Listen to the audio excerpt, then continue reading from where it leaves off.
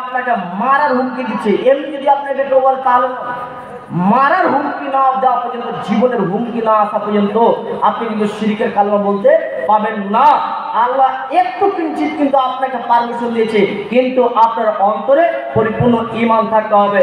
মুহাম্মদ সাল্লাল্লাহু আলাইহি সাল্লাম বলেন, শোনো, আল্লাহ ব্যতীত অন্যের নামে মানত করা শিরক, আল্লাহ ব্যতীত অন্যের নামে কসম খাওয়া শিরক, আল্লাহ ব্যতীত অন্যের নামে আল্লাহ ব্যতীত অন্যের নামে কোনো জিনিস চাওয়া শিরক, কবরের কাছে চাওয়া শিরক, দেবদেবী মূর্তি পূজার কাছে কোনো জিনিস চাওয়া শিরক, কবরবাসীর কাছে চাওয়া শিরক, মৃত ব্যক্তির কাছে চাওয়া শিরক, আর রাত্রিবেলায় ফল পাইলে অশুভ হবে, এই আকীদার নাম হচ্ছে শিরক। আপনি রবিবারের দিন গাছ লাগালে গাছটি ভালো হবে না, এই আকীদা রাখলে শিরক। আপনি রাস্তা দিয়ে যেতে যেতে সামনে দিয়ে বিড়াল চলে গেছে, তখন আপনি সঙ্গে সঙ্গে মোটর বাইক দাঁড় করালেন, কারণ সামনে দিয়ে এখন গেলে দুর্ঘটনা হতে পারে, এই আকীদার নাম, এই আকীদা রাখার নাম হচ্ছে শিরক। আমাদের সমাজে অনেক অনেক শিরকের প্রচলন রয়েছে, আমরা শিরক সম্পর্কে জানি না বলে আজকে আমরা শিরক করেই চলে যাচ্ছি। অতএব প্রত্যেক গার্জেনকে, প্রত্যেক বাবাকে শিরক সম্পর্কে তাদেরকে ধারণা রাখতে হবে। যেহেতু লোকমান হাকিম বলছেন, ইয়া বুনাইয়া লা তুশরিক বিল্লাহ ইন্নাশ শিরকা লাযুলমুন আযীম, হে আমার বৎস, হে আমার সন্তান, খবরদার তুমি আল্লাহর সঙ্গে কাউকে অংশীদার করো না, শিরক করিও না, নিশ্চয়ই শিরক হচ্ছে মহা বড় অপরাধ। বাবাকে শিক্ষা করতে হবে, শিরক থেকে সাবধান করতে হবে তার ছেলেকে। বাবাও জানে না, মাও জানে না। মা বলছে, বেটি খবরদার রাত্রিবেলায় খবরদার ঘর ছাড় দেওয়ার পর নোংরা আবর্জনা খবরদার ঘর থেকে বার করিস না। মাই এখন ছেলেকে এমন শিরক শিক্ষা দিচ্ছে, বেটি খবরদার রাত্রিবেলায় গাছের ফল পাড়িও না। মাই আরো শিরক শিক্ষা দিচ্ছে, রাত্রিবেলায় ফল পাড়লে কি আর না পড়লে কি যায় আছে, কি ক্ষতি হবে? রবিবার গাছ লাগালে কি ক্ষতি হয়ে যাবে? আপনাকে এই আকীদা কে রাখতে বলেছে?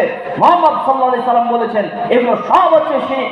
হাত থেকে একটা বাটি পড়ে গেছে, হাত থেকে কোনো একটা জিনিস পড়ে গেছে, আরে বাপরে বাড়িতে এখন আমাদের মেহমান আসতে পারে, এই সব এগুলো আকীদা হচ্ছে শিরক। আপনাদেরকে বিস্তারিতভাবে শিরকের কথা বললাম, এছাড়াও শিরকের আরো অনেক কথা রয়েছে।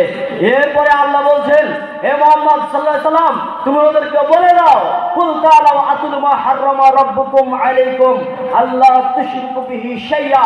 এরপরে বলছেন, ওয়া বিল ওয়ালিদাইনি ইহসানা, তোমরা তোমাদের পিতামাতার সঙ্গে সদাচরণ করবে। এই ব্যাপারে তো অনেক বক্তব্য শুনেছেন পিতামাতা সম্পর্কে, আমার কাছে অন্তত শুনলে ভিতরে আল্লাহ কি কথা ঢুকিয়ে রয়েছে। আল্লাহ যে বলছেন পিতামাতার সঙ্গে সদাচরণ করতে, তা আপনি এই কথাটা কতটুকু ভাবলেন, কতটুকু ওজন ভেবেছেন?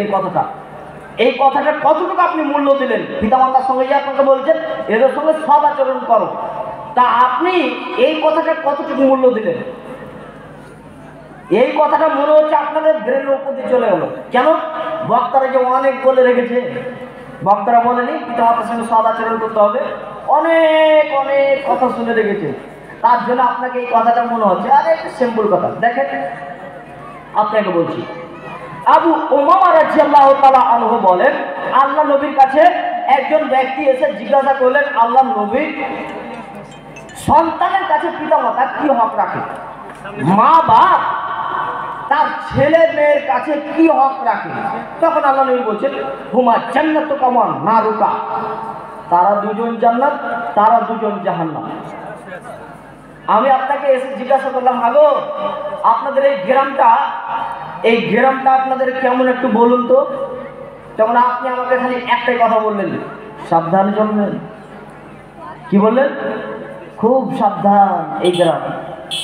আমি আপনাকে জানতে চাইলাম, আচ্ছা বলুন তো এই গ্রামটা একটু কেমন, একটু গ্রামের ব্যাপারে একটু আপনার কাছে জানতে চাচ্ছি। তখন আপনি আমাকে একটাই কথা বলছেন, কি? সাবধান, এই গ্রামটাতে একটু সাবধানে চলবেন।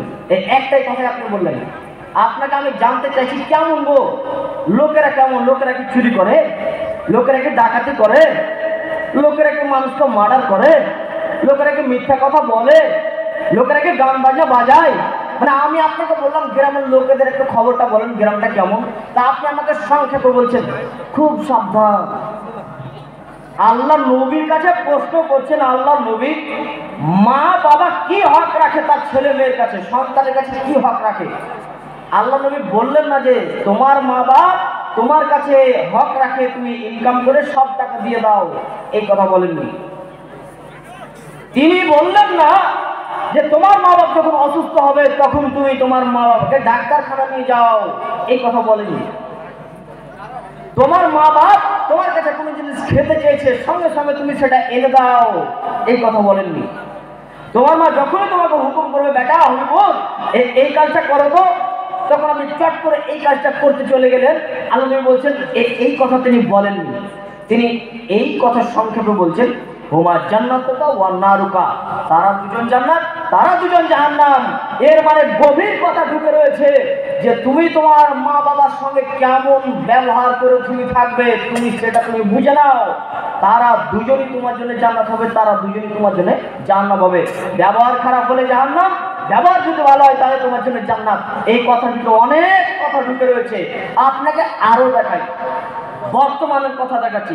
আল্লাহ নবী বলেন এই বিশাল এক পৃথিবী আল্লাহ ধ্বংস করবেন, তার আগে তোমরা দেখতে পাবে আজকা উম্মাহ আবনা সাদিকাহ আকসা বাহু, তোমরা দেখতে পাবে মায়ের অবাধ্য চলবে, বন্ধুদেরকে আপন করে নেবে এবং বাবাকে দূরে করে দিবে। মায়ের অবাধ্য চলবে ছেলেরা, মা যেই কথা বলবে মাকে কোনো মায়ের মতন সম্মানই দেবে না, মনে হবে কে না কে বলছে, কোনো সম্মান নেই। আর বাবাকে দূরে করে দেবে, বন্ধুদেরকে নিয়ে আপন করে নেবে। বন্ধুদের সঙ্গে ওই ছেলেটা দিনে 500 টাকা খরচা করে, আর ওই বাবা খালি 100 টাকা ছেলের কাছে চেয়েছে, তাতেই দেখেন না রাগ, মানে বাবাকে দূরে করে দিয়েছে। যে আল্লাহ নবী বলছেন এই ঘটনাগুলো যখন ঘটতে শুরু হবে তখন তোমরা দেখবে কিয়ামত খুব নিকটে কাছে দিলে, আর বেশি দিন পৃথিবী থাকবে না। বন্ধুদের সঙ্গে কত হাসি মজা, বন্ধুদের সঙ্গে কত ভালোবাসার কথা, বন্ধুদের সঙ্গে কত ঘাট ধরে চলাফেরা, বন্ধুদের সঙ্গে এত সুন্দর করে ব্যবহার করে, ওই ছেলেটাই বার তার করে করে ওর মায়ের সঙ্গে খারাপ ব্যবহার, ওর বাবার সঙ্গে খারাপ ব্যবহার। এই ছেলেটার কথা আল্লাহ নবী বলছেন। আর একটা কথা আল্লাহ নবী বলছেন, শোনো, পিতামাতার সঙ্গে যে সৎ আচরণ করতে হবে তার ব্যাপারে আল্লাহ নবী বিস্তারিত ভাবে বলেছেন। পিতামাতা যেমনই হোক, পিতামাতা খারাপ হোক, পিতামাতা যেই হোক না কেন, পিতামাতার সঙ্গে সৎ আচরণ করতে হবে। আব্দুল্লাহ ইবনে উমর রাদিয়াল্লাহু তাআলা আনহু বলেন, আল্লাহ নবীর কাছে আমি জিজ্ঞাসা করলাম, আল্লাহ নবী আইয়ু আমালি আহাব্বু ইলাল্লাহ, আল্লাহর কাছে সব থেকে ভালো আমল কোনটি, আল্লাহর কাছে সব থেকে পছন্দনীয় আমল কোনটি? তখন আল্লাহ নবী বলছেন আস-সালাতু আলা ওয়াক্তিহা, সময় মতো সালাত আদায় করা। তখন ওই ব্যক্তি বলছেন সুম্মা কর, তারপরে কি? তখন আল্লাহ রাসূল বলছেন বিররুল ওয়ালিদাইন, পিতামাতার সঙ্গে সৎ আচরণ করা, পিতামাতার আনুগত্য করা। ওই ব্যক্তি আবার জিজ্ঞাসা করছেন আল্লাহ নবী তারপর কি? তখন আল্লাহ রাসূল বলছেন আল জিহাদু ফি সাবিলিল্লাহ, আল্লাহর রাস্তায় জিহাদ করা। এই তিনটা কথা আবার বুঝুন তো। এক, আল্লাহ নবী বলুন তো আল্লাহর কাছে সব থেকে পছন্দনীয় আমল কি? যেই আমলটি আল্লাহ পছন্দ করেন, খুব পছন্দ করেন, আল্লাহর কাছে খুব ভালো লাগে, এই এমন আমল কথা বলুন তো। তখন আল্লাহ নবী বলছেন সময় মতো নামাজ আদায় করা, নামাজের টাইম হয়ে গেছে নামাজ পড়ো। আল্লাহ নবী আরেকটা বলুন তো, তারপরে কি? মা বাবার আনুগত্য করা। তারপরে কি? আল্লাহর রাস্তায় জিহাদ করা। শুনুন, মানুষ জিহাদ করার পর শহীদ হয়ে যাবে, এরপরে এই লোকটির কাছে, এই লোকটি আল্লাহর কাছে একটি ভালো আমল করলো, লোকটি ঠিক টাইমের টাইম সেই লোকটি সালাত আদায় করলো, এই লোকটি একটি ভালো আমল করলো, আর লোকটি পিতামাতার সঙ্গে শুধু ভালো আচরণ করেছে, ভালো আদরের সঙ্গে খালি একটু হাসি মুখে কথা বলেছে মার সাথে। আল্লাহ বলছেন এটাও সেম একই আমল, যেটা আল্লাহর কাছে ভালো লাগে। দেখেন পিতামাতা কত দামি জিনিস। আসমা বিনতে আবি বকর আল্লাহর নবীর কাছে এসে বলছেন, আবু বকর রাদিয়াল্লাহু তাআলা আনহুর মেয়ে আসমা আল্লাহ নবীর কাছে এসে বলছেন, আল্লাহ নবী আমার মা হচ্ছে কাফের, মুশরিক, আমার মা মুশরিক, আমার মা ইসলামের প্রতি অনাগ্রহ, ইসলামকে পছন্দ করেন না, কিন্তু আমার কাছে আসে, আমি কি আমার মায়ের সাথে ভালো আচরণ করব? তখন আল্লাহ নবী বলছেন হ্যাঁ, তুমি তোমার মায়ের সঙ্গে ভালো আচরণ করবে। আল্লাহ নবী আমার মা মুশরিক, আমার কাছে আসে, ইসলামকে ভালোবাসে না, মায়ের সাথে ভালো আচরণ করব? আল্লাহ নবী কি বলছেন? হ্যাঁ করো। মানে মা ইহুদি হোক, খ্রিস্টান হোক, নাসারা হোক, জৈন হোক, সাঁওতাল হোক, রাবানি হোক, উপজাতি হোক,